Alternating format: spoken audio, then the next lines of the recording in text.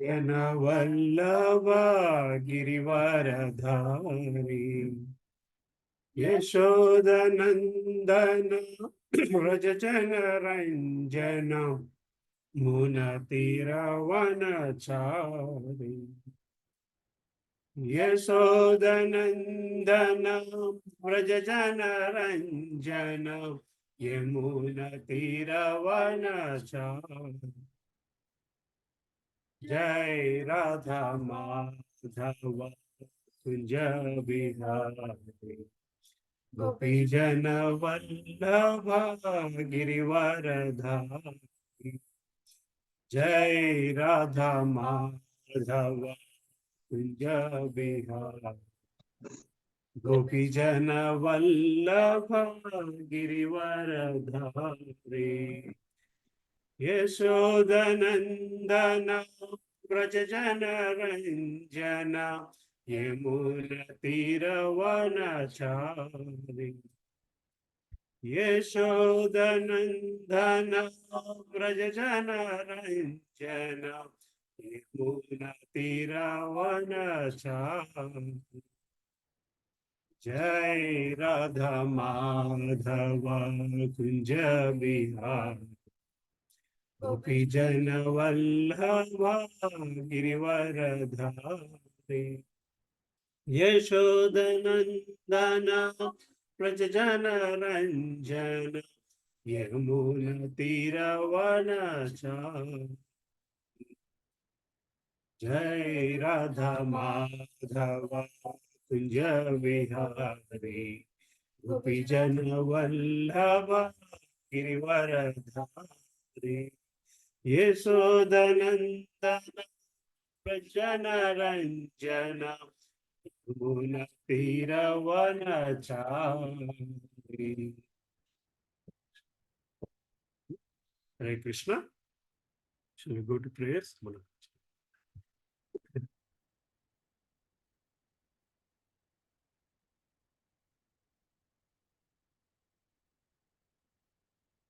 Om ज्ञानतिमिरान्धस्य ज्ञानाञ्जनाशलाकया चक्षुरोन्मिलितं येन तस्मै श्रीगुरवे नमः श्रीचैतन्या मनोभीष्टं स्थापितं येन भूतले स्वयं रूपा कदा मह्यं ददाति स्वापदान्तिकम् वन्देऽहं श्रीगुरो श्रीयुतापदकमलं श्रीगुरून् वैष्णवांश्च श्रीरूपं साग्रजातां सहगणा रघुनाथान्वितं तं सजीवं साद्वैतं सावधूतं परिजना सहितं कृष्ण चैतन्य देवं श्री राधा कृष्ण पदान् सहगणा ललिता श्री विशाखान्वितांश्च हे कृष्णा करुणा सिंधो दीनबंधो जगत्पते गोपेशा गोपिका कांता राधा कांता नमोस्तुते तप्त कांचना गौरांगी राधे वृंदावनेश्वरी वृषभानुस्तुते देवी प्रणमामि हरिप्रिये वाञ्छाकल्पतरुभ्यश्च कृपा सिन्धुभ्य एव च पतितानां पावनेभ्यो वैष्णवेभ्यो नमो नमः जय श्री कृष्णा चैतन्य प्रभु नित्यानंद श्री अद्वैता गदाधर श्रीवासादि गौर भक्त वृंद हरे कृष्णा कृष्णा कृष्णा हरे हरे हरे रामा राम रामा हरे हरे ओम नमो भगवते वासुदेवाय ओम नमो भगवते वासुदेवाय ओम नमो भगवते Vaya. Narayanam Namaskrityam Naram Chaiva Narottamam Devim Saraswatim Vyasam Tato Jayamudhirayet Nashtaprayesha Bhadreshu Nityam Bhagavata Sevaya Bhagavati Uttama Bhaktir Bhavati Naistiki Krishnaya Vasudevaya Devaki Nandanaya Cha Nanda Gopah Kumaraya Govindaya Namo Namaha Namo Mahavadhanyaya Krishna Prema Pradhayate Krishnaya Krishna Chaitanya Namne Gauratvishe Namaha Namah Pankajanaಭಾಯ Namah Pankajamaline Namah Pankajanetraya Namaste Pankajangre Namo Brahmanyaya Devaya Go Brahmanyaya Hitaya Cha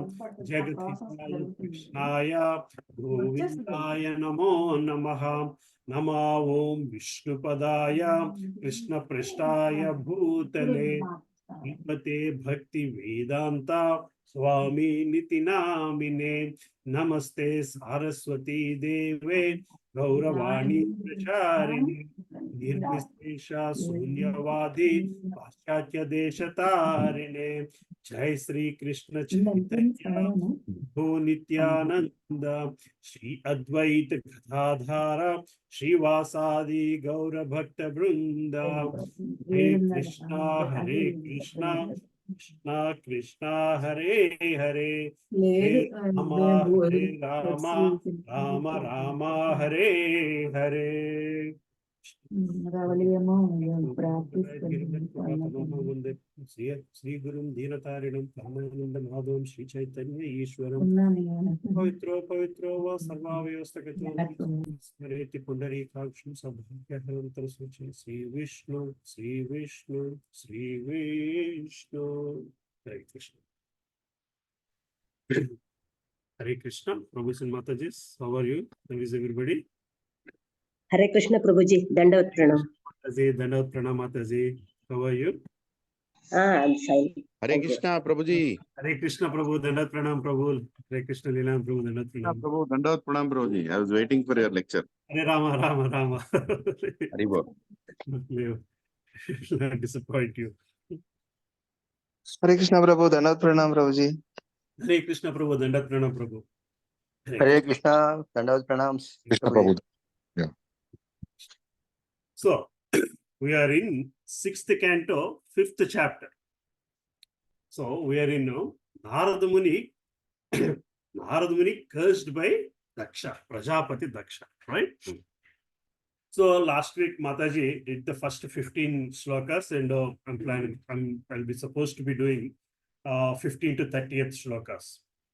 So, does anybody wants to briefly talk about what we have learned last week or the previous weeks?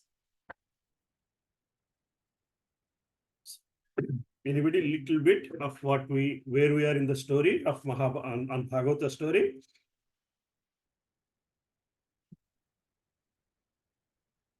Krishna. Right.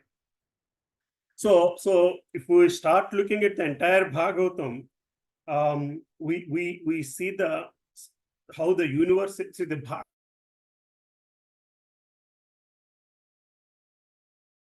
from different time frames, basically. Like it's called the history of the universe, basically. But probably it's not in a chronological order. But if you look at it, certain things that happened in this universe on the day 1 of Brahma at 10 a.m. and some other places will be day 5 of Brahma from 4 p.m. Some things like that. So that's how the whole history of the universe is built into. So if you look at from the first canto, second canto, third canto, we are right now in the sixth canto, 5th chapter, right? So you see the Sarga Visarga, like the creation of Brahma, how the universe has formed, right?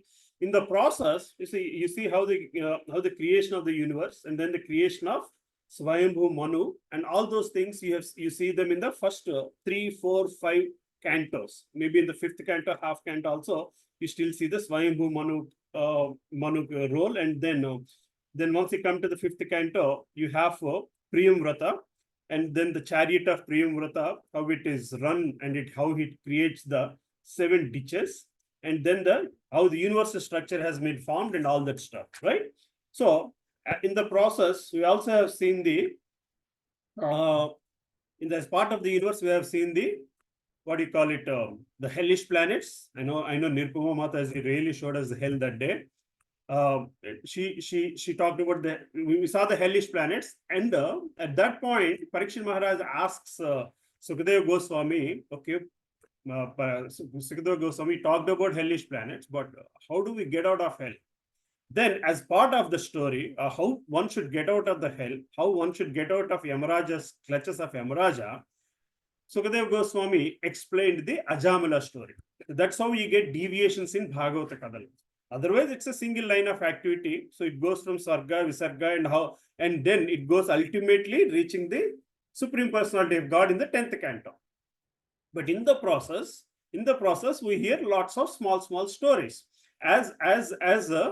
If you look at it, the top line is actually in a chronological order. How the creation happened, how the universe happened, how the Prajapatis have happened, how the progeny happened, and all those stuff. Then you have seen the story of Daksha, and then Daksha in the 4th canto. And because we talked about Daksha, we have to talk about Sati and Shiva, and then Daksha getting the goat head, how Daksha insulted Shiva, and then Daksha was punished, and then he got the goat head and all that stuff, right? And that's one part of Daksha. And then again in the 6th canto, we get the second version of Daksha, right? Again, Daksha was reborn, now with the same purpose of progeny, creation of progeny. And creation of progeny, we'll talk a little bit about it, and then continue the cause, the desire or the purpose of Brahma, right? So again, then we saw the whole lineage of Uttanapada, Dhruva, then Angarad, and then like that Venu, Prithvi Maharaj, and it comes up to Prachetas, and then from Prachetas, Daksha has come, right? So that's the whole story we have seen so far. Then once we come to the 6th canto, we see before 6th canto, we see Prachetas meditating in the sea, and then that's where Rudragita comes, right? That's how you got another storyline, Rudragita. Then Prachetas, then Prachin Barhi retires, and then he began. Prachin Barhi, we have to understand this point. Prachin Barhi retires by listening to Narada Muni, and then this Prachetas come back, and by the time they come back from their meditating stage, they see that the place is without king, and then they start ruling back the land, and then the progeny starts again. So Prachetas, they start cutting the plants and trees, and then Soma god, Soma god, the moon god comes, and then there's a conversation between both of them, and then Prachetas marries Marisa, and then Daksha was born, right? That's where we have seen Daksha. Then after Daksha is born, this time Daksha is born in a Kshatriya family, or with a more Kshatriya propensity compared to the Brahmin propensity he had in the previous lifetime, previously coming onto earth, basically. So I think we talked about the difference between that Daksha and this Daksha, right? The Brahminical Daksha and the Kshatriya Daksha. Right? Can somebody explain why the difference between these two people, what the difference is and why the difference is? Hare Krishna. I think everybody's on mute. I don't know. People are not able to get out of mute or something? No, Prabhu, we can unmute. What is the question, Prabhuji? Sorry. So we have seen there are two Dakshas, right? Daksha that insulted Lord Shiva and caused the whole Sati. And then now this is another Daksha that was born to Prachetas and Marisha. And this Daksha is again continuing the progeny. But this Daksha is born with a Kshatriya propensity, whereas that Daksha is with a Brahmanic propensity. Prabhuji, only I know about one Daksha only, Daksha Prajapati, father of Sati. Yes, Prabhuji, didn't hear much about the Kshatriya other Daksha Prajapati. Okay, so the Daksha we are talking about in the 6th canto is actually born to Prachetas, right? This is the second time Daksha comes for the same responsibility, but this time he's born in a Kshatriya family where Dhruva, all these people are considered Kshatriya. So he's coming to this lineage now, basically. But he's in a so what it is so some acharyas say that Kshatriya propensity is considered little lesser compared to the Brahminic propensity, but Daksha has that responsibility of what do you call it? The progeny, increasing the life forms, basically, right?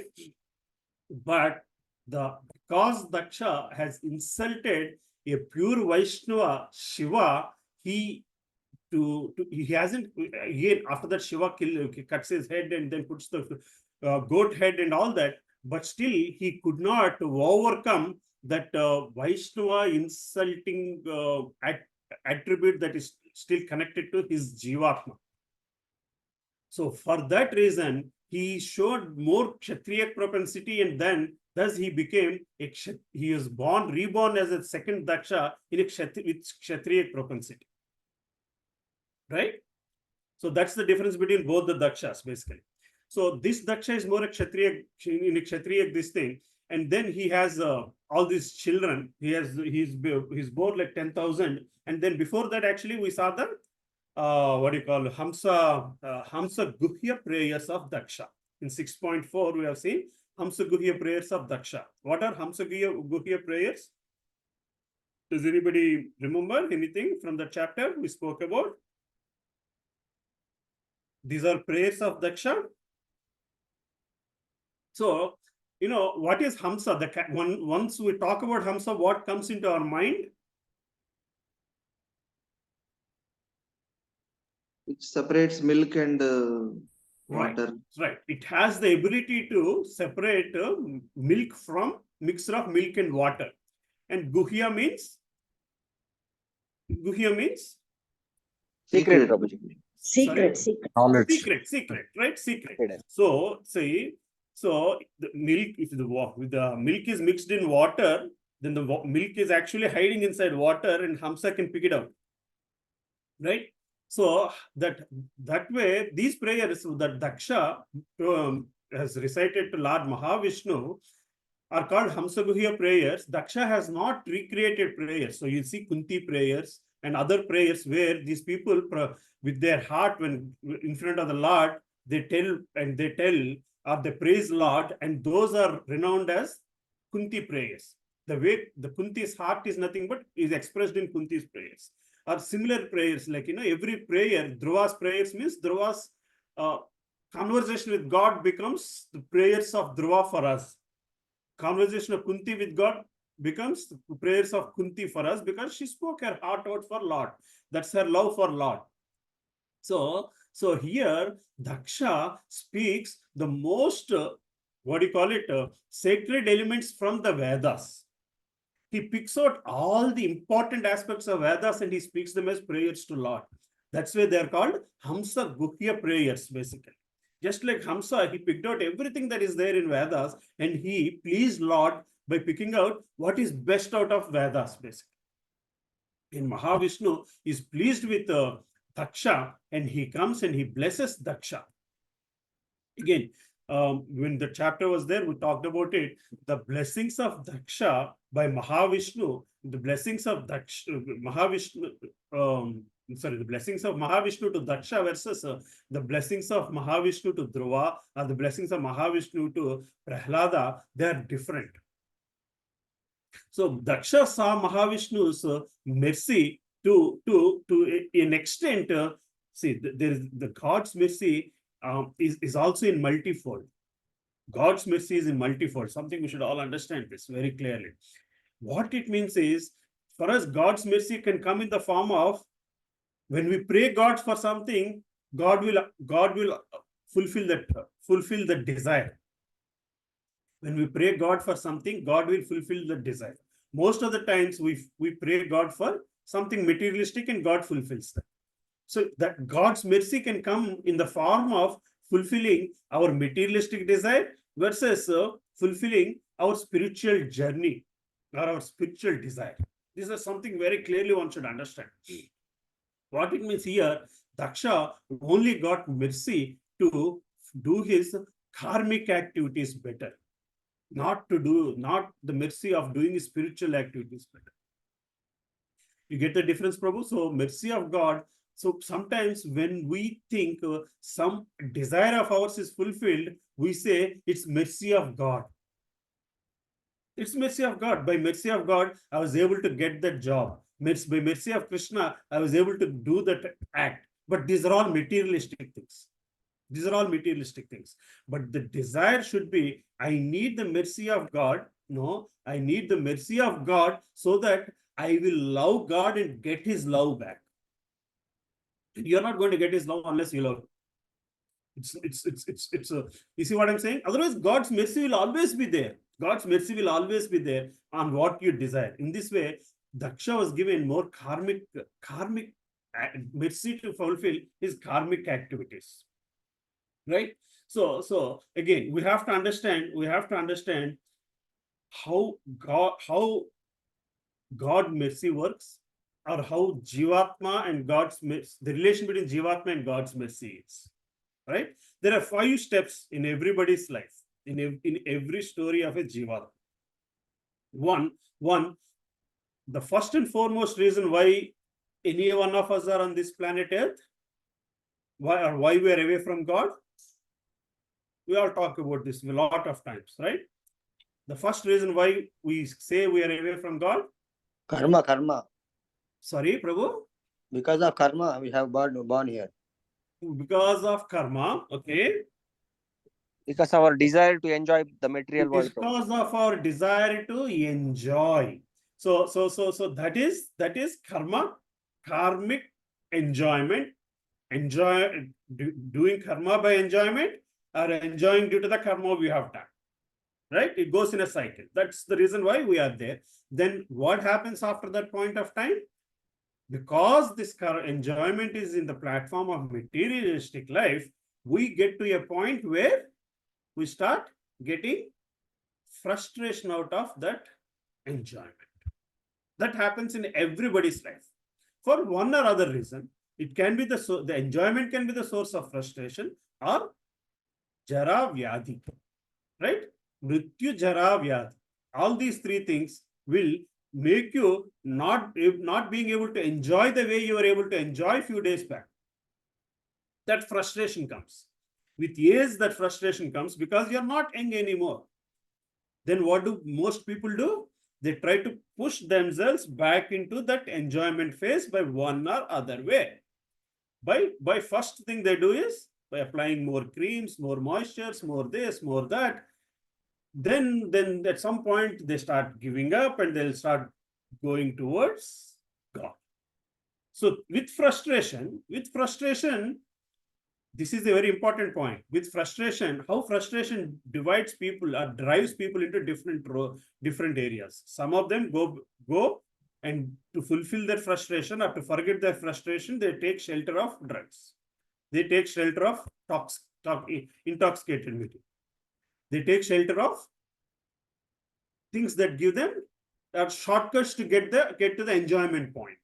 So the moment your frustration is resulting towards certain shortcuts that are driving towards the enjoyment, you are just in that loop of cycle forever. With the frustration, that's the responsibility of Maya to generate you that element of frustration. With that frustration, if we start taking shelter of scriptures, that's what happens. So this is exactly what Srila Prabhupada has done. So he pointed out to everybody, yes, you are enjoying, but there is frustration.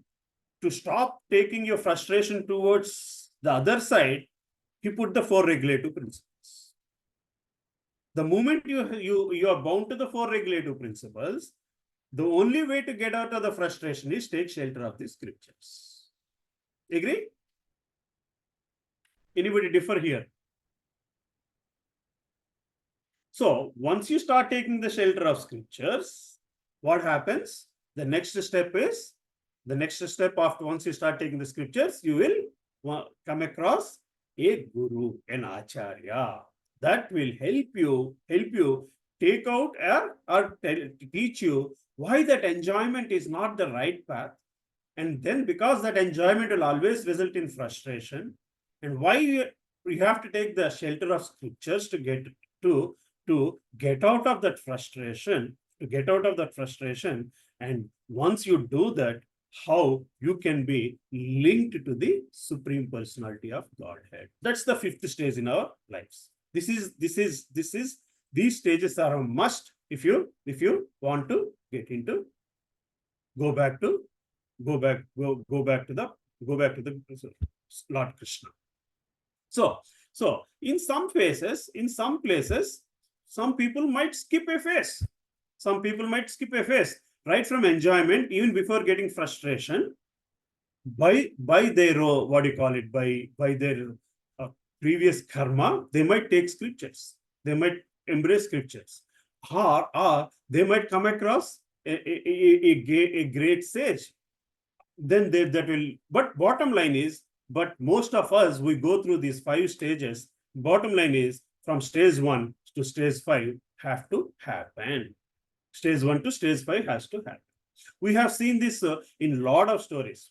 How Narada Muni himself, when he came across as a little boy, he doesn't know what enjoyment is, as what frustration is, but he came across these holy sages that his mother was serving, and when he ate that little prasad, whatever is leftovers from those sages with their permission, he was able to get the mercy of God. Narada Muni, actually, as a little boy, as a wandering little boy, he sees Lord, gives him the mercy and gives him the direction, basically. Then he didn't have to go through the stage of enjoyment and frustration. That's the point I'm trying to make here, basically. So in our lives, it's more like, we do that, we get that enjoyment, but we have to understand that we do not want to take shelter in that enjoyment. That's what happened in Prahlad's life. That's what happened in Parikshit Maharaj's life also. That's what happened in Dharmara's life. That's what happened in Prithu Maharaj's life. These people have enjoyed. Even before seeing the frustrating point, they realized the importance of not getting bound to the enjoyment, and they let that go, and then they take the shelter of Guru and shelter of Lord. Right? Till here it's clear, Prabhus and Matas. Any questions? No problem. Krishna. So that brings us to the sixth canto, 5th chapter. This is where what is happening here in the storyline. Daksh Maharaj, Daksh Prajapati has his 10,000 children. Who are those children? Haryavasyas. These 10,000 children. So they were all born in the royal family. And they have the responsibility that their father has, which is progeny. What is progeny again here? Let's talk a little bit of progeny. What progeny means? Why is progeny so important?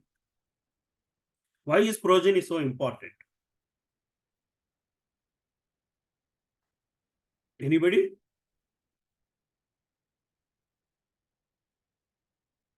Hare Krishna? People are here, right? Yes, Prabhuji. I am always talking, so I was thinking anybody else will talk. No problem, Prabhu. No problem, Prabhu. Talking to you is learning for me. Yes, Prabhuji. In Bhagavad Gita, Arjuna gives an example of, if all the men die and the progeny will be bad. So, in the starting of creation, Brahma asks 4 Kumaras and all this, right, to create a progeny, so that the world order will execute, so that the Lord's will be accomplished. So Right. the progeny, but what kind of progeny is coming is so important. That's true. As we can see, Right. Diti Atiti story also, that Right. Due to some mistake, we have got Hiranyaksha and Hiranyakashipu.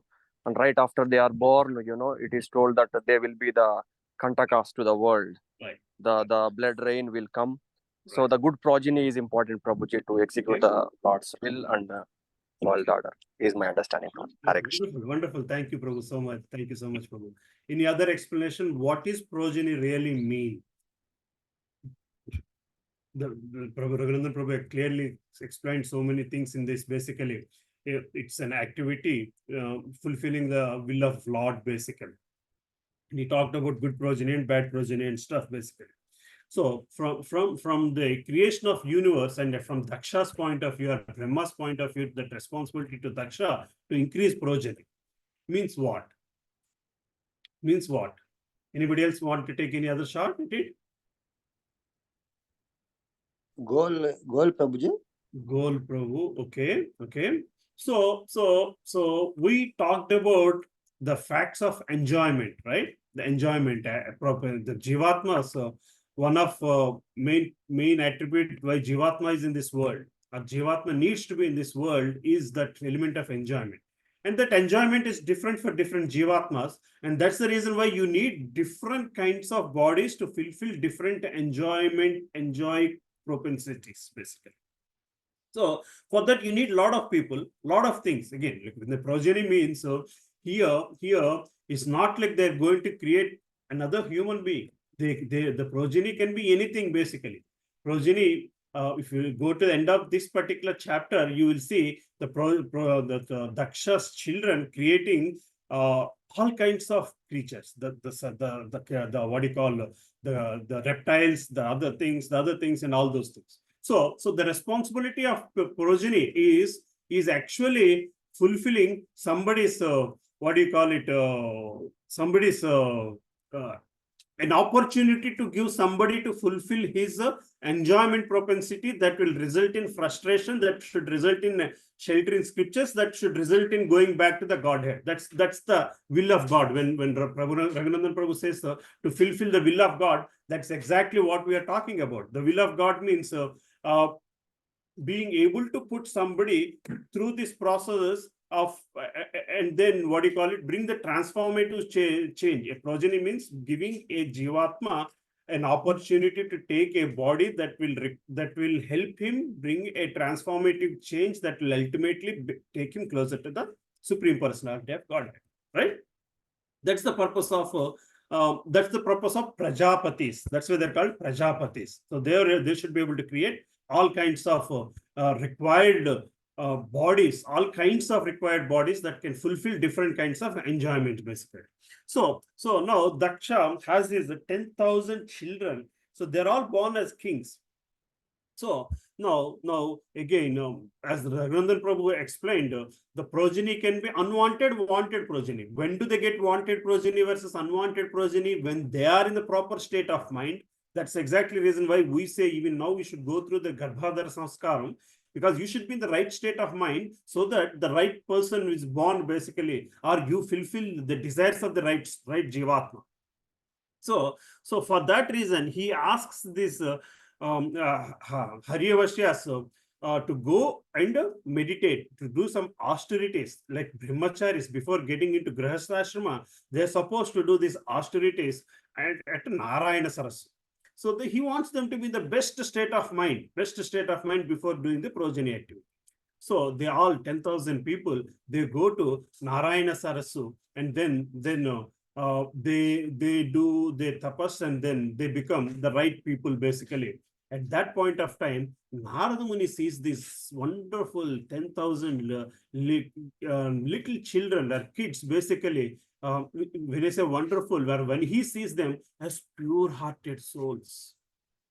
So the two responsibilities that we as Grihasthas have. Progeny is one responsibility. Progeny is one big responsibility that we should fulfill, as giving an opportunity for a Jivatma to take birth as giving a Jivatma a body. But in the part of the process, we should also get transformed. We should also get to a point we take the shelter of scriptures. We get to a point we take the shelter of acharyas. We get to a point of transformative change where we know how to love God and how to be loved by God.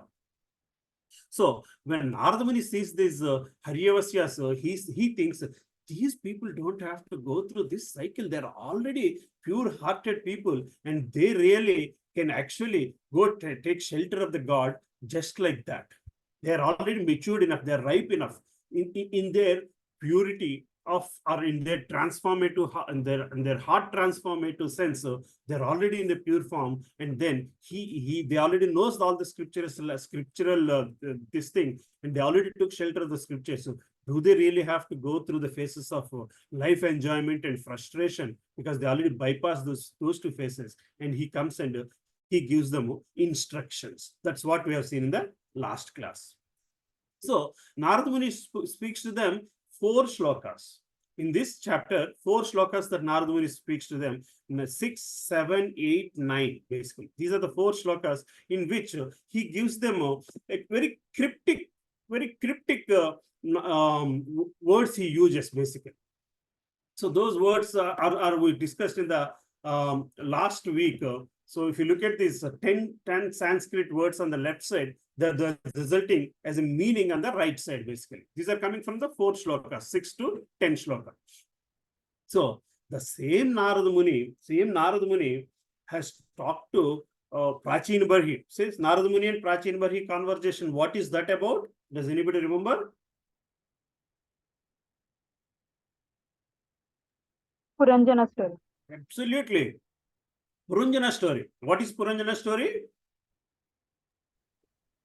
Story about a living being in the material world.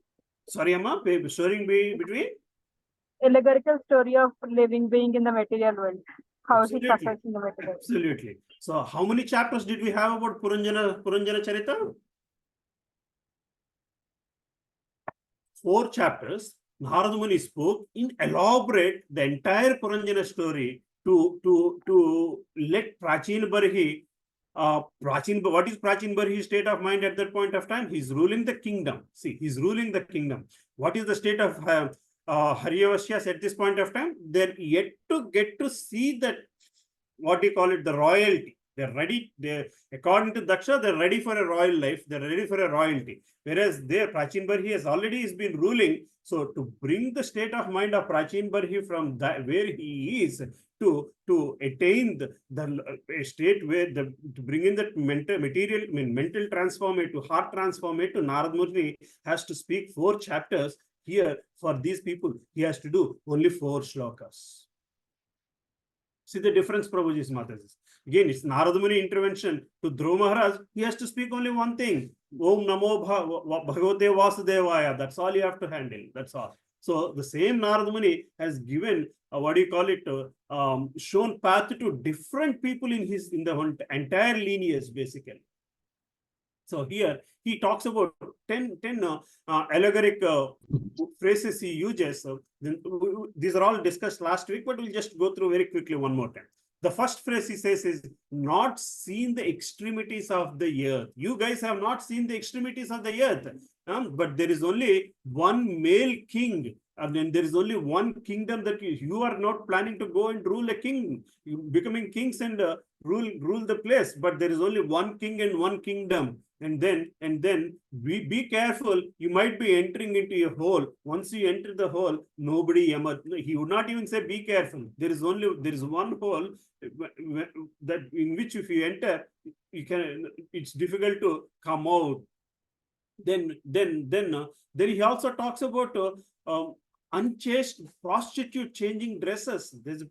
And then the state of prostitute's husband. You can imagine what the state of the prostitute husband is. And then he says one word. There is a river that is flowing in both the directions.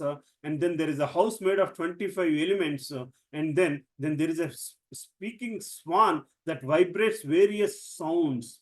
And then revolving object of sharp razors, we should be careful. You would not even use the word should be careful about and all those things. There is a revolving object that's full of sharp razors. So then you should understand why. This is the only instruction he gives. Why don't you know your omniscient father's actual order. He talks about 9 elements, and the 10th shloka, he says so. In fact, his instructions are only in 3 shlokas, 6, 7, 8, 9. In each shloka, he talks about three things. There are 9 things he talks about. And in the 10th shloka, he says so. Why don't you understand your father's actual orders?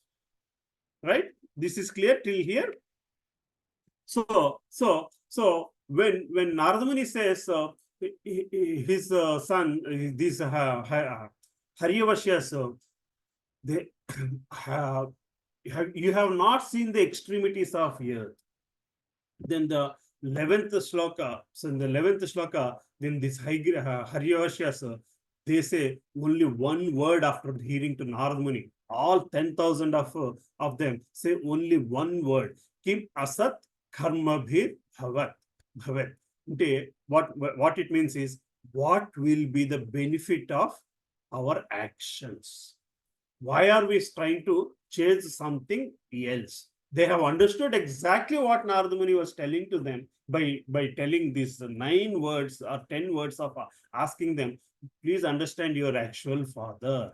The Haryavashyas understood the meaning of Narada's words as follows. The word bhu, the earth, bhu, the word bhu, the earth, refers to the field of activities, the material body, which is result of the living being's actions in his field of activities, and it gives him false designations. Since time immemorial, he has received various types of material bodies, which are the roots of bondages to the material world. If one foolishly engages in temporary fruitive activities and does not look towards cessation of this bondage, what will be the benefit of our actions? If our actions do not lead to what it is supposed to lead? It is supposed to lead us to cease our bondage, not increase our bondage.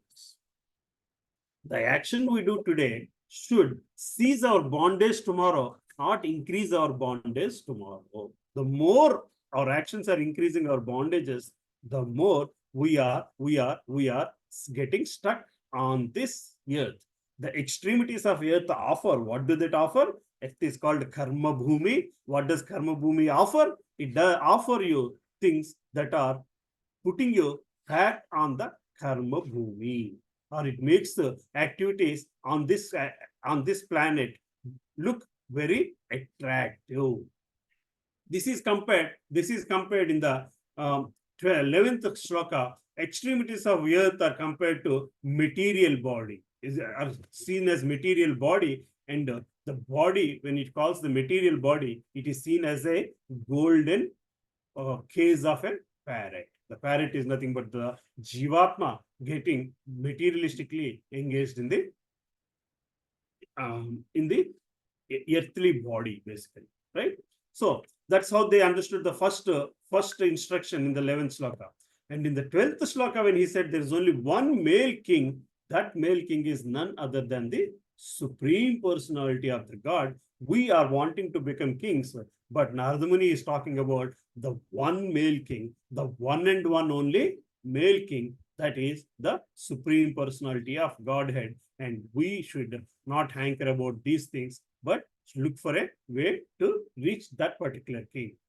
And the whole here is talked about as Hatharaloka or Vaikuntha Loka. So the whole, whichever way it is, what did the Narada Muni say? This is something that there is no way out. You get into it, you stay there, basically. So the whole, you can look at it as something that's taking in the negative spiral, that's going to get you stuck in the Patala Loka, or it's in the upward spiral that will take you to Vaikuntha Loka, where you don't have to come back. Either of the cases, it's difficult to come back. And that's what when the Narada Muni whole is talked about. And here, again, Narada Muni is talked about the prostitute, who is which is nothing but the unsteady intelligence. What is unsteady intelligence mean? Hare Krishna, anybody? This is all about Puranjana again, right? Again, here, lot of times in our scriptures, in Bhagavatam, the state of mind is compared to the acts of prostitute. See, again, state of mind is compared to the acts of prostitute means a person with a lot of sexual desire is willing to do anything to get that desire satisfied. Right? That's the story today. That's the life today. It is male or female, basically. They are willing to do anything to get their sexual desire satisfied. So that is the state of our mind. Our mind is going to do anything. The mind will make you do anything to satisfy your desires. But unfortunately, if this particular prostitute has a husband, can you imagine what his life is? What his life is when he's looking that his wife or her husband is behaving like a prostitute, then what will be the state of mind of this particular spouse of this prostitute? Prabhu's and Matajis, can anybody imagine that? What do you think it will be like? Hare Krishna? Lilananda Prabhu?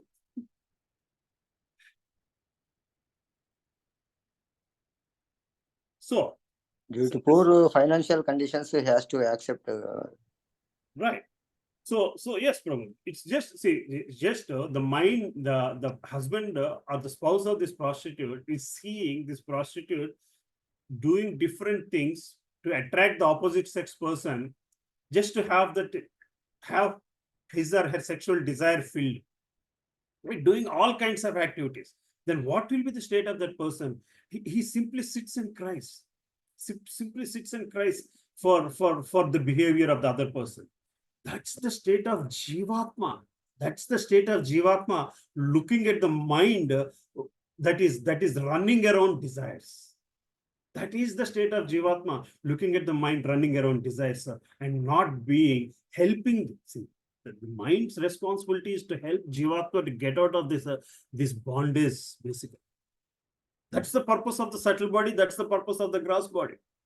The purpose of subtle body is to be very closely guarding the Jivatma's responsibilities, that to change, to put him towards the God, and the purpose of the gross body is help the subtle body achieve those goals. If these two are not tuned in that way, the life of that Jivatma is like the spouse of a prostitute. It can't be said harsher than this.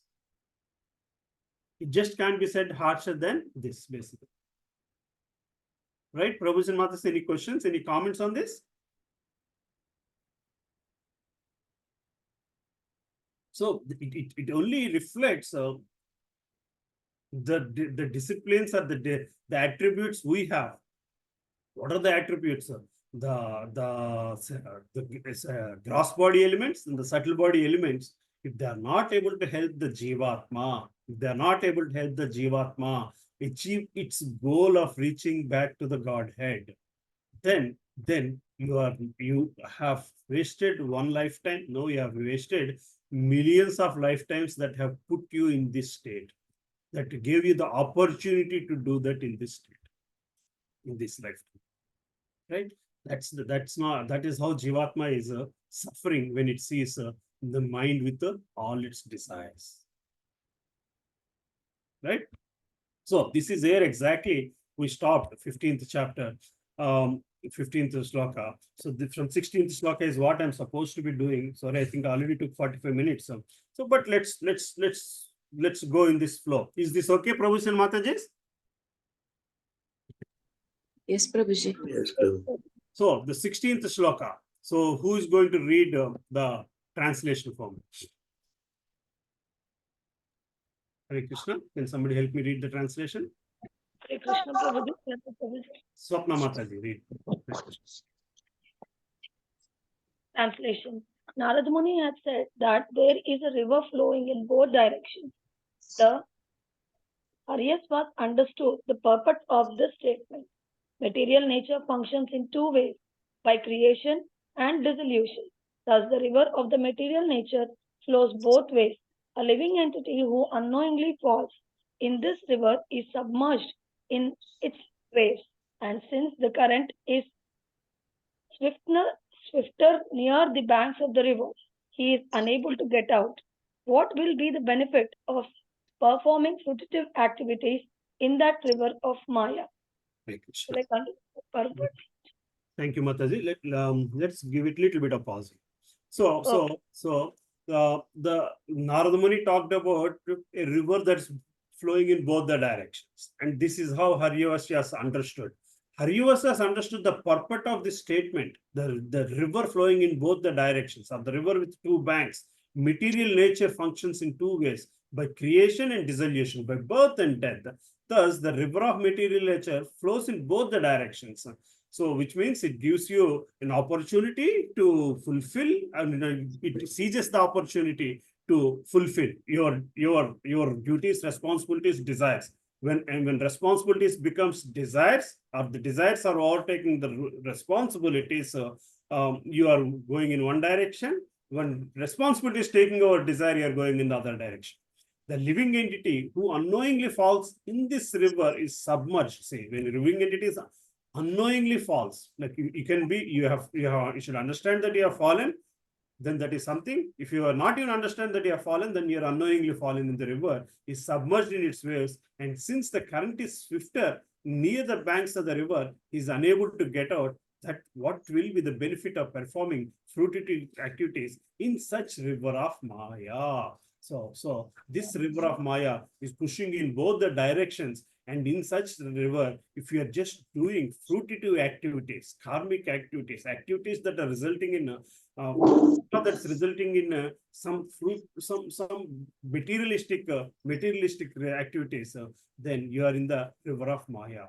One may be submerged in the waves of river of Maya, but one may also get free from the waves by coming to the banks of knowledge and austerity. Near these banks, however, the waves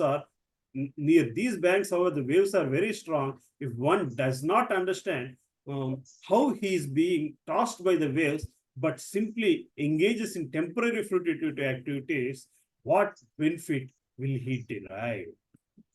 So, if we do not understand this, and if he has continuing to do fruitive activities, then there is no point in spending or in engaging yourself in this lifetime, basically, right? But one can only get out of it by austerity, by the knowledge and austerity. Knowledge means, again, taking shelter in the scriptures. The Maya Shakti, Durga, in charge of Srishti, Smriti, Pralaya, creation and dissolution, and she acts under the direction of the Supreme Lord. When one falls in the river of Nisayans, he's always tossed here and there by the waves, but the same Maya can also save him when he surrenders to Krishna, or become Krishna consciousness. Here becomes Krishna consciousness. Krishna consciousness is knowledge and austerity. A Krishna conscious person takes knowledge from Vedic literature, and at the same time, he must practice austerities. So, this is what Haryavasyas understood when Narada Muni talked about a river flowing in both the directions. That river is nothing but Maya, and the way to get out of this Maya is only by taking knowledge and austerity. And very fortunate to us, Prabhupada writes in his purports, as he writes in his purports, he has given us a mechanism, a medium, a boat to sail through this river that is called Krishna consciousness. To attain freedom from the material life, one must take Krishna consciousness. Otherwise, if one very busily engages in so-called advancement of science, what benefit will he derive? Something to understand very clearly.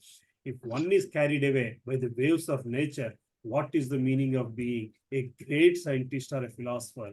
Mundane science and philosophy are also material creations. One must understand how Maya works and how one can be released from tossing waves of river of innocence. That is one's first duty.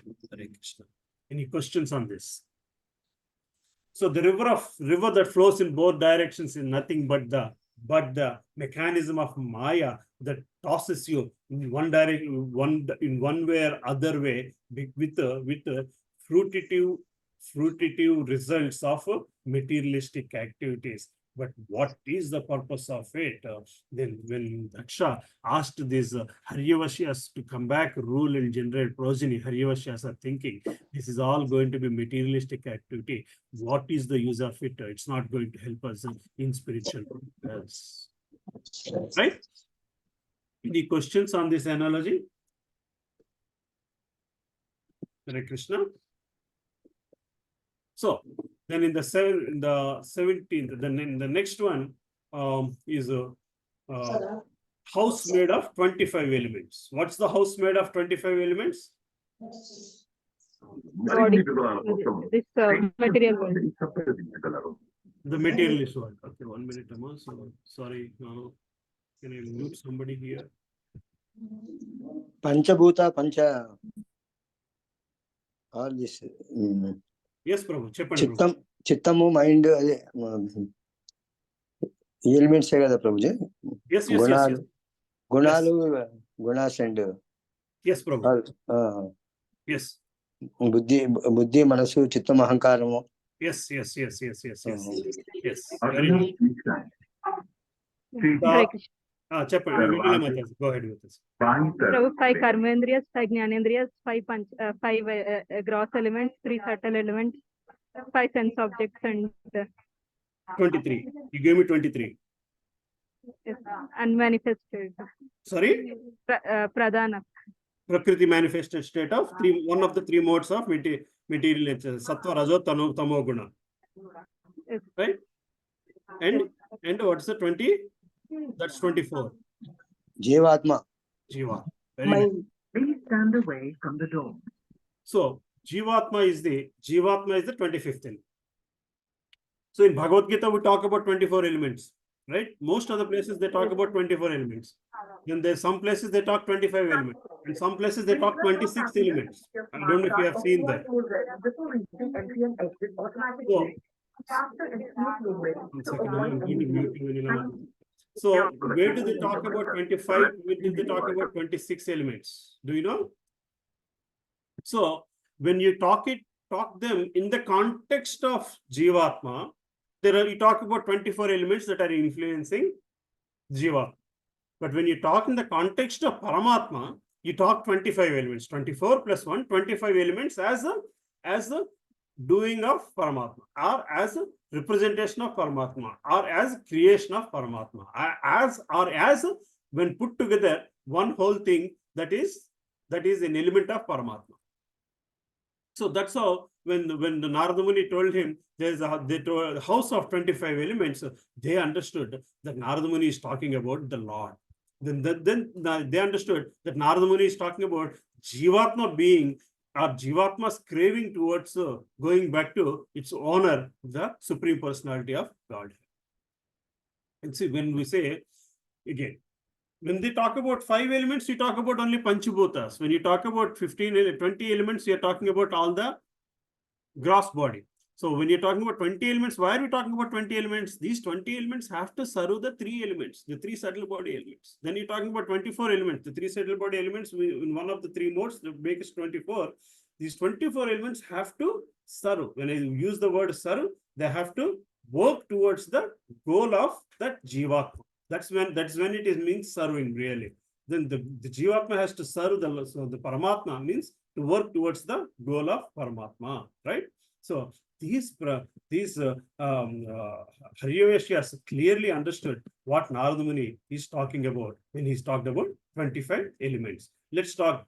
Can read through the meaning of this part, Slokama 17. Can somebody read it through?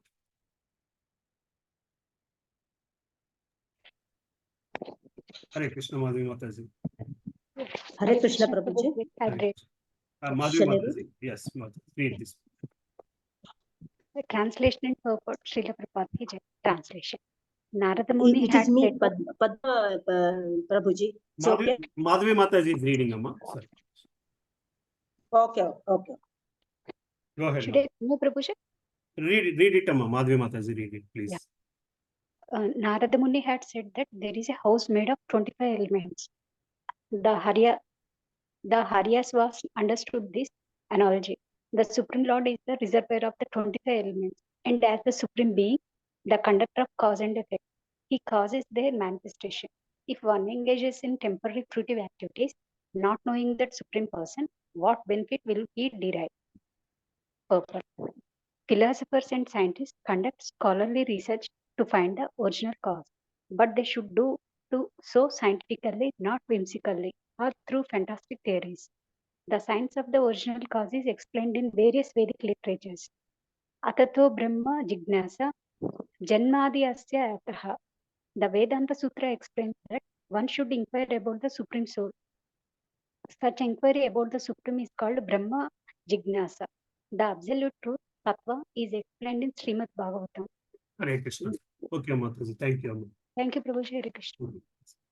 So, Narada Muni said that there is a house made of 25 elements. Haryavashi has understood this analogy. The Supreme Lord is the reservoir of 25 elements. So, he is the reservoir of all the honor of all these 25 elements. And as the Supreme Being, the conductor of cause and effect, he causes their manifestation. If one engages in temporary fruitive activities, not knowing that Supreme Person, what benefit will he derive? That's all. That's all this we need to understand, basically, like the way Haryavashi has understood. Otherwise, you are simply using your 24 elements serving something else, your 20 elements serving something else. And when Karmendriyas are doing something else, it starts influencing the way you think. We always explain this very clearly. The mind, the manasu, does it want to listen to this, or does it want to listen to this subtle body or the gross body? Once the manasu listens to this, looks towards the intelligence. What kind of intelligence? Intelligence that driven by shastras. Then the manasu, the mind, will tell these elements to behave in the proper way, to see the right thing, to listen to the right thing, to hear to the right thing, to walk to the right thing, to do the right activities, to eat the right thing, and so on and so forth. Or if mind, manasu starts ruling over the intelligence, then you will start doing whatever it likes. Then intelligence will be keep saying, why are you eating that? You are a diabetic. But the mind will say, I don't care. I just need to satisfy it. But the intelligence will keep saying, no, you're not supposed to do this. But if mind takes the upper hand, then the intelligence goes down. And then when the intelligence goes down, it starts to impact your ego becomes, what do you call it, to false ego. And it becomes even false super ego, basically, right? And then in the whole process, who is suffering? The Jivatma is suffering, whom we are not understanding that we are the Jivatma. And at the end of it, we are suffering because we are losing that opportunity to reach the Supreme Personality of the Godhead. That's the honor of this 25 elements of a house. Right? So this is the rest of the purport. The Purusha, the original person, Bhagavan, Vishnu, can be understood only by devotional service. Only by devotional service can one understand the Supreme Person who is behind everything. So when Narada Muni told them it's the house of 25 elements, so they understood that he's talking about the Supreme Personality of Godhead, and that Personality of Godhead can be reached only by devotional service. Right? We will go to the next element, Prabhu. So the next element, Narada Muni, the next element Narada Muni talked about is the speaking swan.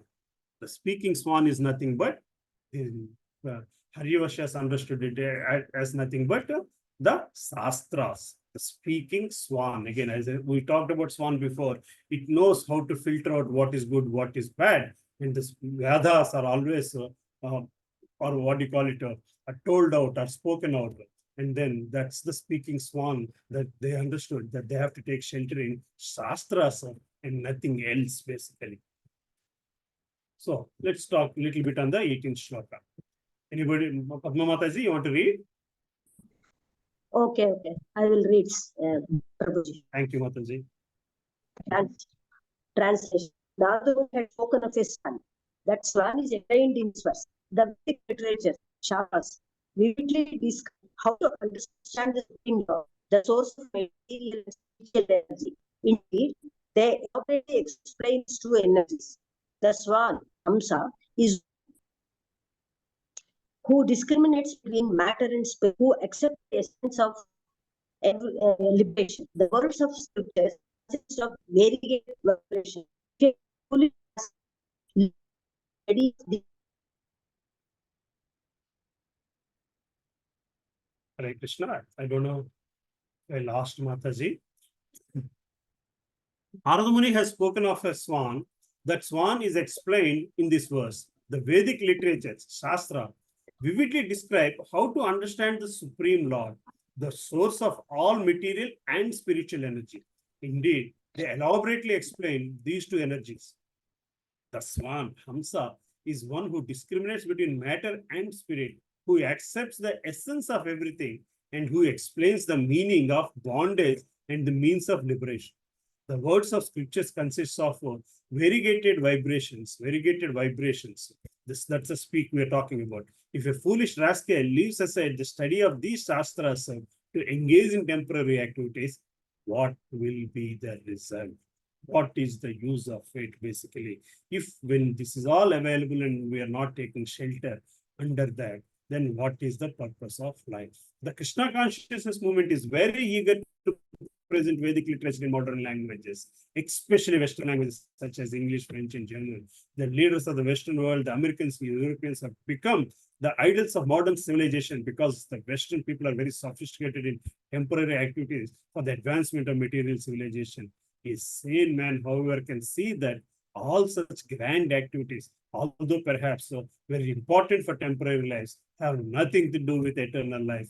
The entire world is imitating the materialist civilization of the West, and therefore Krishna conscious movement is very much interested in giving the Western people knowledge of translating the original Sanskrit Vedic literature into Western languages. The word Vivikta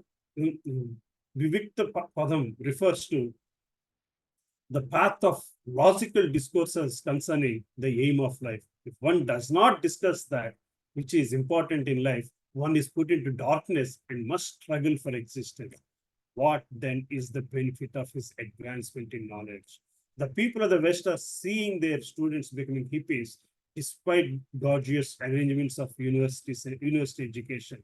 The Krishna consciousness movement, however, is trying to convert misguided, drug-addicted students who serve Krishna and engage them in the best welfare activities for human society. Correct, Krishna. So I told you, right, in spite of the great universities and arrangements, the hippies, how did hippies were born? They were born out of frustration, a frustration that led into drugs or led into a different direction that is fulfilling the world of or the need of enjoyment and not understanding that enjoyment can be coming from pure philosophy and scriptures. And that's exactly what Prabhupada was able to show to them. And then they realized that enjoyment they are getting, they realized that their frustration can go away, not just by understanding this kind of understanding of life. They just by understanding this kind of understanding of life.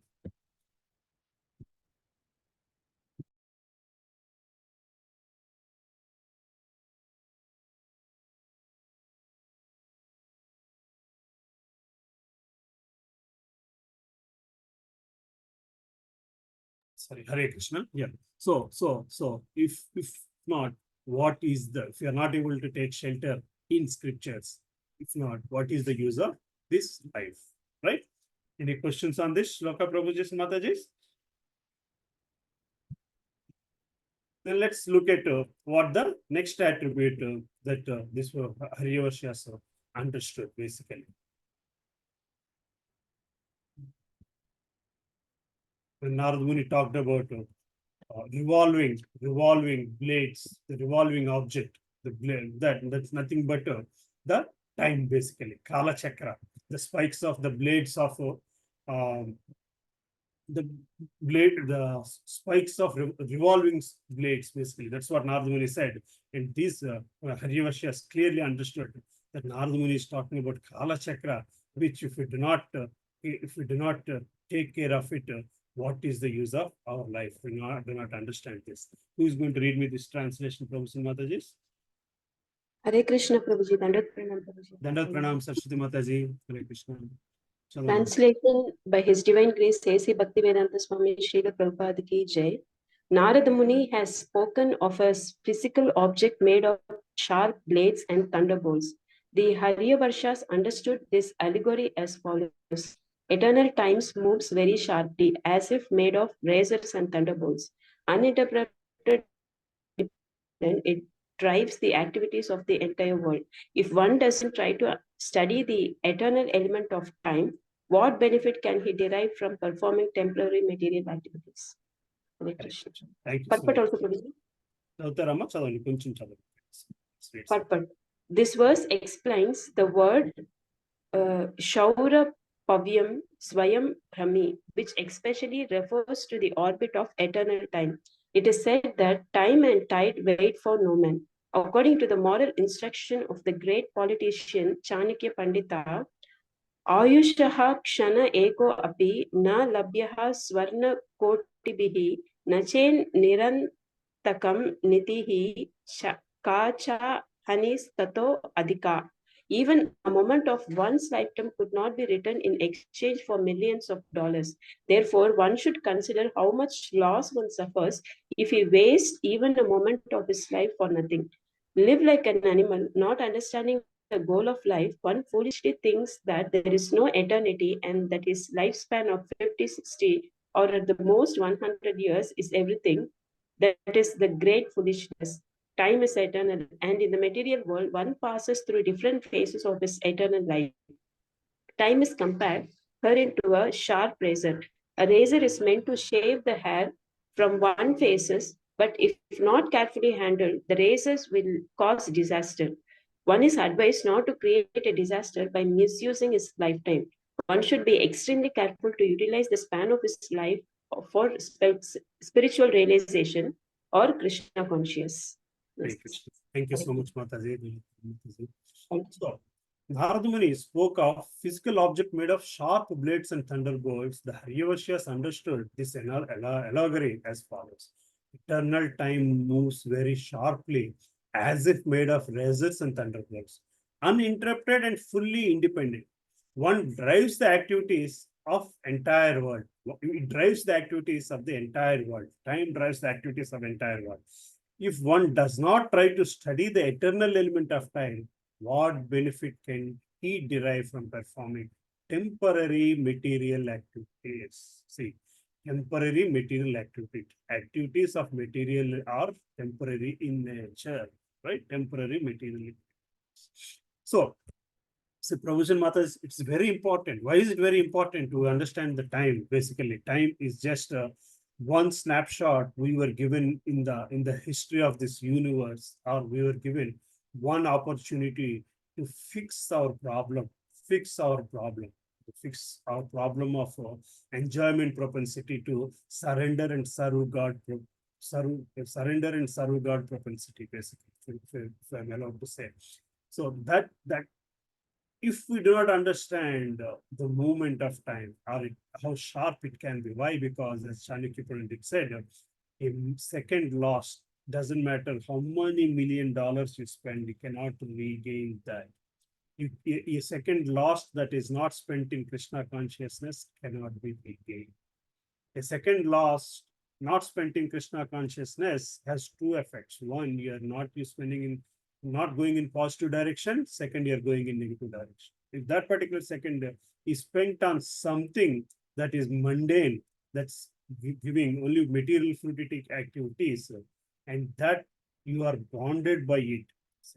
What is bonding by it? That multiple ways to look at it. When somebody says you are bonded by a fruitive activity, you're materialistically bonded by fruitive activity. And if you actually, because you don't know how time acts, if you actually leave the body, or if you are separated from the body while you're bonded to your material activity, then whatever great effort you have done, spiritual activity, might or might not come to your rest.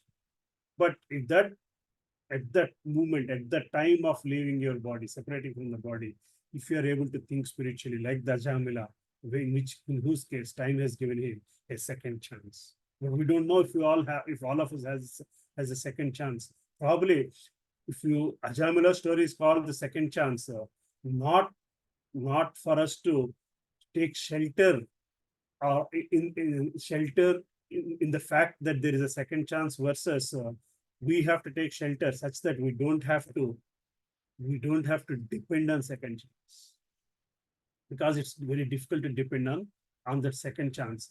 And that's the understanding time has to give us. That's what Harivashyas have understood here in understanding when Narada Muni talked about a physical object, a rotating physical object of sharp blades and thunderbolts. So Harivashyas understood that as a time that they should not waste in materialistic activities. Hare Krishna. So let's go to the next element that they were talking about. Father's order. What is father's order? So here Daksha's order is go and generate progeny.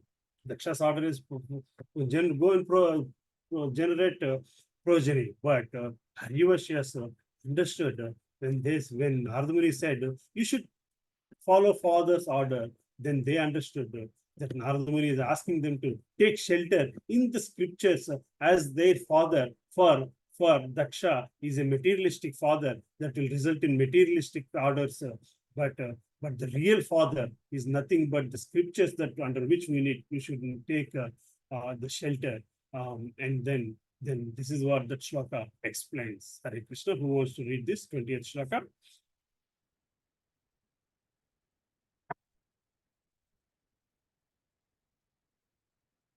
Can somebody read this translation? Yes, Prabhu, I will read. Sunil Prabhu, thank you, Prabhu. Yeah. Narad Muni had asked how one could ignorantly defy one's own father. The Haryasvas understood the meaning of this question. One must accept the original instruction of the Shastra. According to Vedic civilization, one is offered a sacred thread as a sign of second birth. One takes his second birth by dint of having received instructions in the Shastra from a bona fide spiritual master. Therefore, Shastra scripture is the real father. All the Shastras instruct that one should end his material way of life. If one does not know the purpose of the father's orders, the Shastras, he is ignorant. The words of the material father who endeavors to engage his son in material activities are not the real instructions of the father. Hare Krishna. Thank you so much. Right. So this has got a long purport, but the bottom line is Harivashyas understood the meaning of this question. One must accept the original instructions of the Shastra. According to Vedic civilization, one is offered a sacred thread as a sign of second birth. Vijanma, it's written in a lot of places basically. One takes his shelter, his second birth, by dint of having received instructions in a Shastra from a bona fide spiritual master. This is the initiation process. Therefore, Shastra, scripture, is the real father. All the Shastras instruct that one should end his material way of life. If one does not know the purpose of his father's orders, the Shastras, he is ignorant.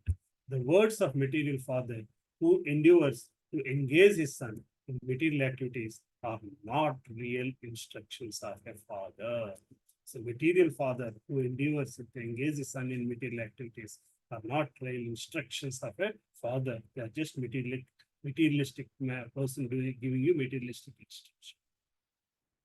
Again, we have a long purport here that talks about Shastras and that talks about the four Vedas, Sama, Yajur, Rig Veda, and Atharvana Veda. And so many books have given the same literature. And then Bhagavad Gita is the essence of all the Vedic literatures. And therefore, it is this scripture whose instruction should be especially accepted in this essence of in this essence of all Shastras. Krishna personally advises that one give up all duties and to surrender unto him. Sarva dharman parityaja mamekam saranam vraja. There's no other thing but leave out all dharmas. So you can take the shelter of all these Shastras. That's what they understood. But then the essence of all the Shastras is nothing but Bhagavad Gita. And in Bhagavad Gita, Lord Krishna personally is saying, Arjuna, Sarva dharman parityaja mamekam saranam vraja. So you can leave all those dharmas also. This is Krishna is that eternal father we should take instructions from. Right? So again, here it explains more, and then but let me read this particular paragraph. The Krishna conscious movement is teaching this higher knowledge of retiring from materialistic life to return to the Godhead. But unfortunately, many parents are not very satisfied with this movement. Aside from the parents of our students, many businessmen are also dissatisfied because we teach our students to abandon intoxication, meat eating, and illicit sex and gambling. If Krishna consciousness movement spreads, the so-called businessmen will have to close their slaughterhouses, breweries, and cigarette factories. Therefore, they are also very much afraid. However, we have no alternative than to teach our disciples to free themselves from the materialistic life. We must instruct them in the opposite of materialistic life to save them from the repetition of birth and death. So again, it's all dvandva, dualities is always talked about, whether you take shelter in intoxications or shelter in shastras. When you take opposite to materialistic life, this is the two river flow we are talking about. Narada Muni therefore advised Haryavashyas, the sons of Prajapati Daksha, that instead of begetting progeny, it would be better to live and achieve the perfection of spiritual understanding according to instruction of Shastra. The importance of Shastras are again mentioned in Bhagavad Gita 16.23 and 16.24 shlokas actually. One who disregards the injunctions of Shastra and acts whimsically as he likes never achieves the perfection of life, not to speak of happiness, nor does he return home to the spiritual world. So Krishna clearly says in Bhagavad Gita, it is the shelter in Shastras. When you say shelter in Shastras means we have to fill in our intelligence with the Shastric intelligence. That means every moment your mind is saying something, it should look at Shastra for answer, it should look at Shastra for resolution, it should look at Shastra for a solution, at least as Grihasthas. That's what we should be doing. We can't be behaving like Haryavashyas, but at least we should take those instructions and not get lost in the materialistic world, and but have a way out of the materialistic world. So reality, these are the 10 slokas and then meanings that are very important in understanding. When Narada Muni said not seen extremities of the earth, the Haryavashyas understood that is field of activities, the material body. One male king in the kingdom, they understood it's a supreme personality of the Godhead, the observer.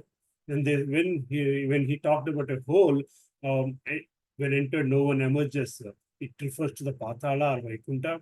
Then unchaste prostitute changing dresses is the unsteady or polluted intelligence. This is exactly the same thing we discussed in Paranjana Charita also. Then the prostitute's husband, Jiva, loses all independence.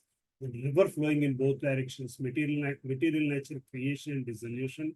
And the house made of 25 elements is the Lord is the reservoir or the proprietor of the sole proprietor of the 25 elements. Speaking swan that vibrates various sounds is nothing but the Shastras, matter versus spirit. Basically, we talked where we are able to, like a swan, understand what is important for spirit and what is important to the spirit, and focus only on that.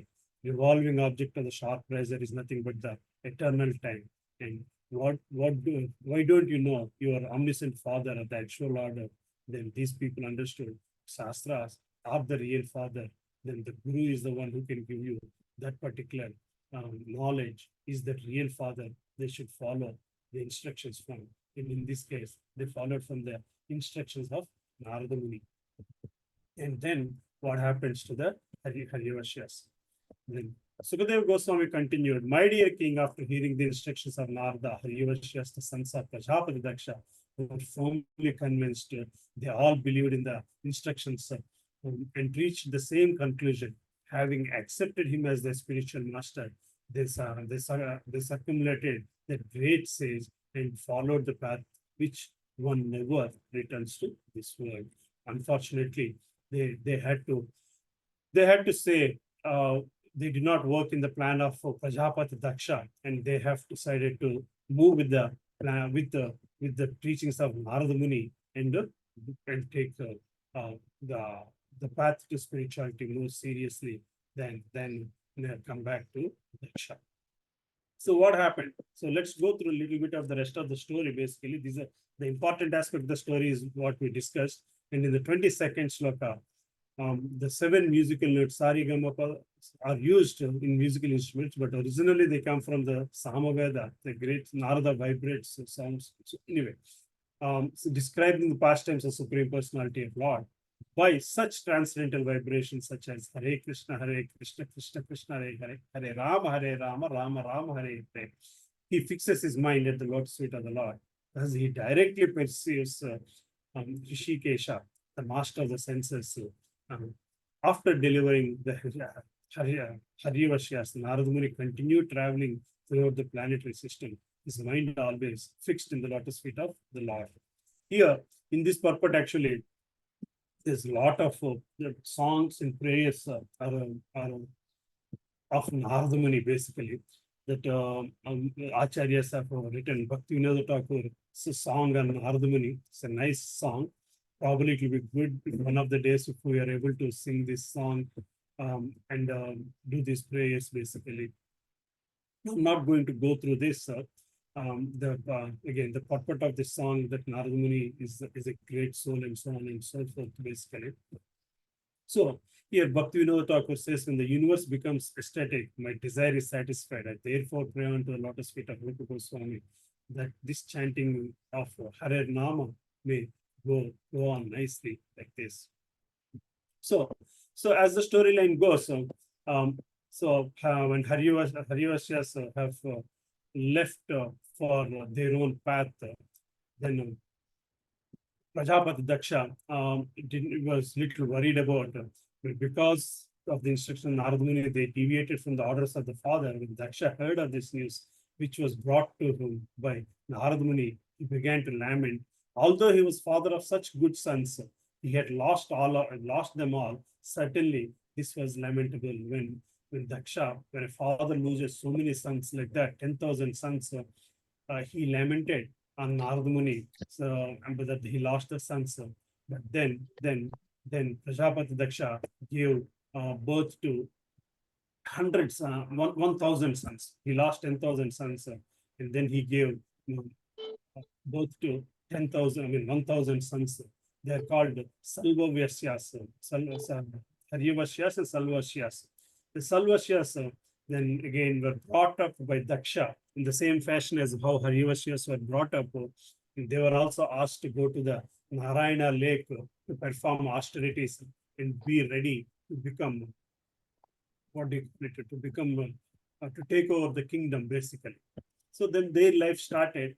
Then again Narada Muni intervened. Narada Muni, according to their father, again orders, they went to Narayana Saras and started performing same activities.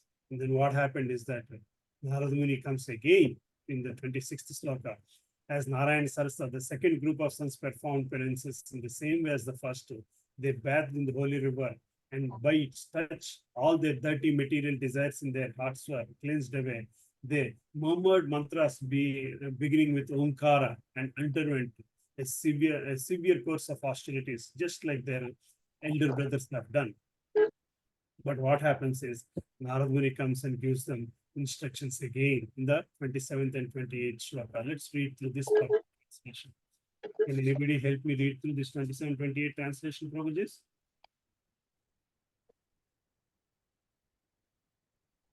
Hare Krishna. I will read, Prabhu. Thank you, Sri. For a few months, the sons of Prajapati Daksha drank only water and ate only air. Thus, undergoing great austerities, they recited this mantra: let us offer our respectful obeisances unto Narayana, the Supreme Personality of Godhead, who is always situated in his transcendental abode. Since he is the Supreme Person, Paramhamsa, let us offer our respectful obeisances unto him. Hare Krishna. Can somebody read the purport for me?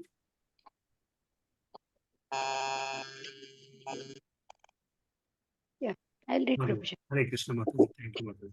From these verses, it is apparent that the chanting of the Mahamantra or the Vedic mantras must be accompanied by severe austerities. In Kali Yuga, people can't undergo severe austerities like those mentioned herein. Drinking only water and eating only air for many months. One can't imitate such a process. but at least one must undergo some austerity by giving up 4 unwanted principles, namely illicit sex, meat eating, intoxication, and gambling. Anyone can easily practice this tapasya, and then the chanting of the Hare Krishna mantra will be effective without delay.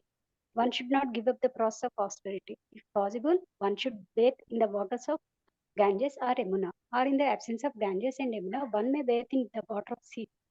This is an item of austerity. Our Krishna conscious movement has therefore established 2 very large centers, one in Vrindavana and another in Mayapur, Navadvipa. There one may bathe in the Ganges or Yamuna, chant the Hare Krishna mantra, and thus become perfect and return home back to Godhead. Thank you, Prabhuji. Hare Thank Krishna. you, Mataji. Hare Krishna, Mataji. Thank you, Prabhu. Thank you, Mataji. So, here again, these 1,000 children are doing the same process, and they're doing the austerities to please the Supreme Personality of Godhead and chanting all the mantras. And here, Srila Prabhupada, in his wonderful purport, tells us in Kali Yuga, it's difficult. It's difficult to do so many austerities, but we cannot expect to progress. We cannot expect to go through a transformative change unless until we perform at least the basic 4 regulatory principles in the name of austerities. No, minimum of austerities, minimum of austerities is to keep away from the illicit sex, meat eating, intoxication, and gambling. These are simple 4 words, but very difficult in Kali Yuga. But if we do not do to begin with these austerities, so even how much of Hare Krishna Mahamantra you are doing, you are otherwise just chanting. But then only tapasya can bring you the combination of tapasya and chanting of Hare Krishna Mahamantra will be more effective when you're doing the tapasya. Right? So one should not give up the process of austerities. So that's a wonderful sentence. One should go through the process of austerity. Is not Prabhupada was saying one should not give up the process of austerity. Understanding austerity is one thing, and then we see it most of the times. Why is no change happening in my life? But it does not give us license to give up the process of austerity, because that is working and that will be working, and that only makes your chanting more effective, useful mantra. Basically, if possible, one should bathe in the waters of Ganga or Jamuna. Or in the absence of Ganga and Jamuna, one may bathe in the waters of the sea. This is an item of austerity. The Krishna consciousness movement has therefore established 2 very large centers, one in Vrindavana and one in Mayapur, Navadvipa. There one may bathe in Ganga or Jamuna, chant Hare Krishna Mahamantra, and thus become perfect and return home back to the Godhead. Hare Krishna. So there is so much importance of these things. Basically, I want to tell you a small thing that happened to me last month, a couple of months back when I went to Ayodhya. There I actually met one sadhu. Is not from this parampara. Probably I don't know which parampara, because in Ayodhya you see a lot of mutts, lot of paramparas, and a lot of these things basically. Not in Ayodhya. Sorry, this is the conversation I was having with him in Varanasi. This man, he was speaking in Telugu. He gave us a Telugu lecture, Telugu conversation and all that stuff. Then I told him, like, I'm from ISKCON and we're doing so. So he talked about Ram. I told him that we are going to Ayodhya, and he talked about Ramakatha and all that stuff, basically. And then I told him, like, we're in Hyderabad. Is there when possibility that you ever visit Hyderabad? And if you visit Hyderabad, we want to come and meet you and all that stuff. And the answer he told me is, I have never visited a place that didn't have a river, because I only bathe in rivers. He's never taken a bath outside flowing water, and river is the only place. Is the only place that that he's allowed to take bath, basically. So he lives on the banks of Ganga or Yamuna or any of the where he can. There's a flowing river, and he takes bath in that. If not, he has to come back by his next bath time to the river base, basically. And these sadhus, they take bath at least morning and evening, basically. If they go anywhere, he has to come back to a river bank by evening time, and then only then he goes to. If he cannot plan beyond that, he doesn't go to. So that's the austerity they take, basically. Like I was so surprised that even today you find people like that. It doesn't matter at that point of time what parampara or what sampradaya is following, but this is what austerity he is. I felt like this is the austerity this man is doing, and in his process towards that heart transformation, basically. Anyway, so again, this is something we should keep as grihasthas. That's something that we keep in mind when we go to holy places like Mayapur or Vrindavan, and when we take bath in that holy place. Basically, that this is part of the this is basic requirements of austerity that Prabhupada is telling us, and that this is how and river Ganga, river Yamuna, um, they they are devotees of Lord come to this world, help people like us who wants to become devotees of Lord. The Ganga River thinks, this devotee is here, who wants to become devotee of Lord, let me help him, let me serve him. And for that reason, these rivers have come in this world, and that's why they are sacred. For us, they help us purify our chanting, they help us purify our transformation, desire to transform towards God better, basically. Right? So this is how the austerities, these services, these brothers or younger brothers are doing. So, O King Parikshit, Narada Muni approached the sons of Prajapati Daksha, who were engaged in tapasya to beget children, and spoke enigmatic words to them, just as he has spoken to their elder brothers. And what happened after that? What is he saying? Oh, sons of Daksha, please hear to my words. Please hear my words of instruction attentively. You are very affectionate to your elder brothers, the Haryasvas. Therefore, you should follow their path. He was saying, your brothers have realized this. You should also follow their path. And Narada Muni encouraged Prajapati Daksha's second group of sons by awakening their natural affinity for their brothers. He urged them to follow their older brothers if they were at all affectionate towards them. Family affection is very strong, and therefore Narada Muni followed the tactic of reminding them of their family relationship with the Haryavashas.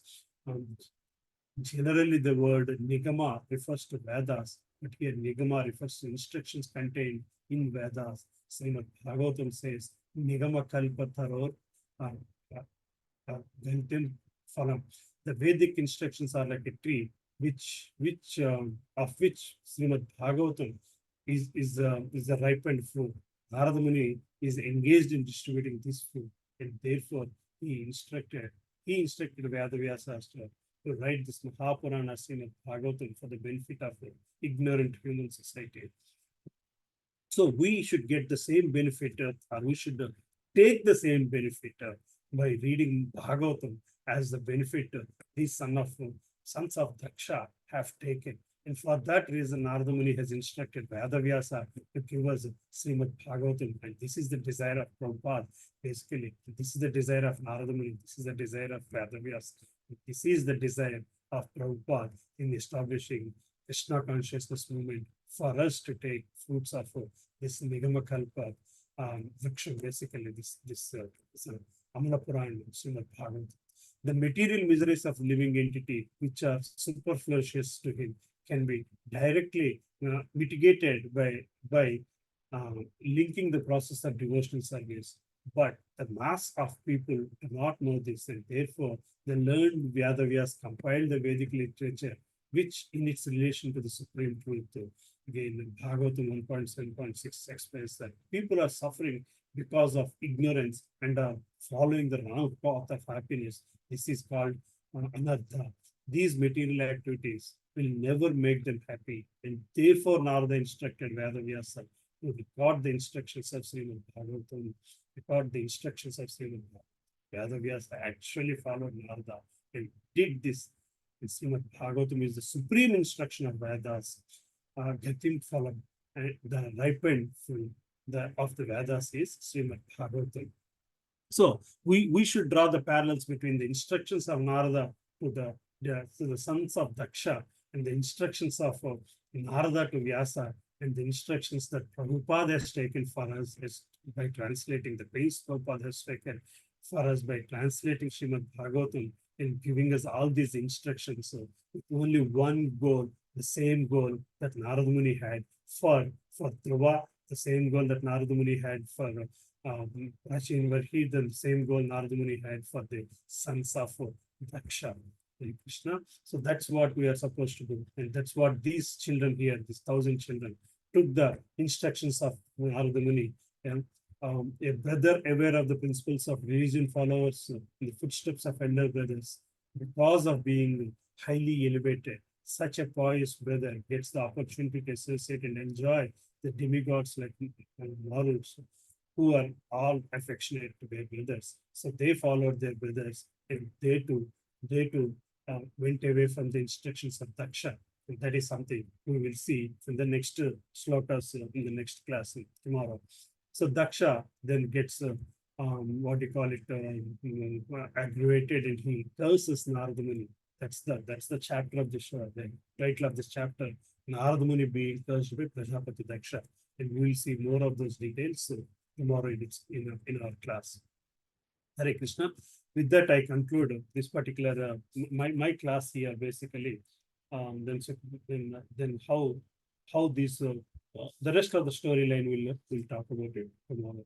So any questions on and something that I overlapped some of the discussions from last class and previous classes, and try to take the storyline further in its unfolding of Sagga, Visagga, and formation of universe, and so on and so forth. Hare Krishna. Any questions, comments, anything? Yes, Prabhu. Hare Krishna, Prasad Prabhu. Nothing, Prabhu. I'm just driving and listening, Prabhu. So which sloka this is complete, Prabhu, as of now from your side? Oh, so tomorrow class is yours, Prabhu. You can start from 31st sloka, Prabhu. 31, Prabhu. Okay, Prabhu. 20. Okay, 30 also done. Yeah. Yes, yes, Okay. Sorry, Prabhu. I'm just listening in. No problem, Prabhu. Sorry, Prabhu. I can send you a message. No problem. Thank you. Wonderful session, Prabhu. Thank you, very much, Prabhu. So overall devotional service is the highest priority when compared to anything else, Prabhu. Right, Prabhu. Prabhu. Thank you. Yes, Prabhu. Compared to any materialistic thing. Yes, yeah, and containing any materialistic, any achievements. Yes, that Prabhu. is what Narada Maharshi, Narada Muni is teaching us. That's a summary. I understand from your session, Prabhu. Thank you. It all depends on where we are driving to. Prabhu. Your sense of humor is extreme, Prabhu, always. Thank you, Prabhu. Krishna will look after it. Hare Krishna, Prabhu. Muralidhar Prabhu. Yes, you both are, whether he is in driving or you are in sitting here in the class, you are talking about Bhagavatam. So Krishna will look after that, not to. He will drive us, yes. He will drive us, because if you are chit-chatting and something doing and driving, it is our wrong. Yes, Prabhu. Thank you. Yes, thank you. Thank you, Subbarao Prabhu. Dandot Pranam Prabhuji. Thank you for the class. Dandot Pranam Prabhu. Thank you so much, Prabhuji. I have a guest from Malaysia. His Grace Muralidhar Sam Prabhu. He is stopped at my house for overnight. He was listening to the class, part of it, Prabhuji. And he felt so nice. He said Prabhuji has a very fatherly voice, which is so much required in, preaching circles. That is so amazing to see, Prabhuji. You really have a very nice fatherly voice, Prabhuji, which we all relish. Thank you so much for the class. Thank you, thank you. Yes, Prabhu. So hope my voice is like Daksha voice to all the children in the class. Okay. Even Sadhguru also telling. Thank you so much, Subbarao Prabhuji. Hare Krishna, Pranam Mataji. Hare Krishna, Prabhu. Thank you very much, Prabhu, for wonderful class. Thank you, Prabhuji. Hare Krishna, Prabhuji. Hare Krishna, Prabhuji. Dhanavad Pranam, giving us the glimpse of all the previous topics. Sorry, Mataji. Sorry, I didn't understand. Thank you so much, Prabhuji. Dhanavad Pranam. Thank you so much for giving us the glimpse of all the previous topics too. Okay, thank you. Thank you, Mataji. Any questions? Anybody, any questions?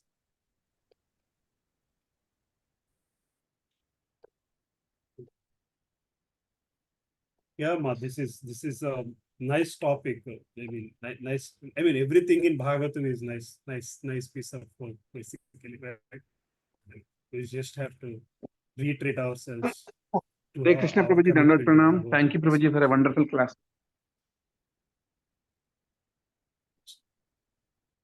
Hare Krishna, Ma, Shilpa Mataji.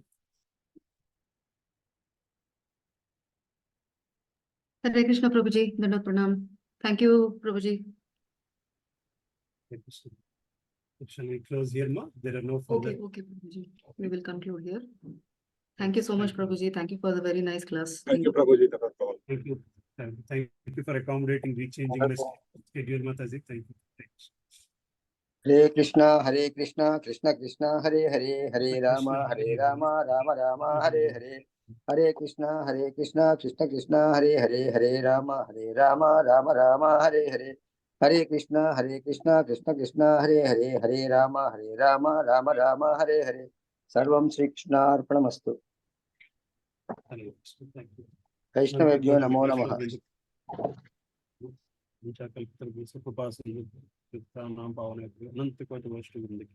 Hare Krishna. Prabhupada ki jai. Jai Prabhupada. Hare Krishna. I'll end the session here, Prabhuji. Thank you everyone for joining. Thank you. Krishna. Thank you. Hare Bol.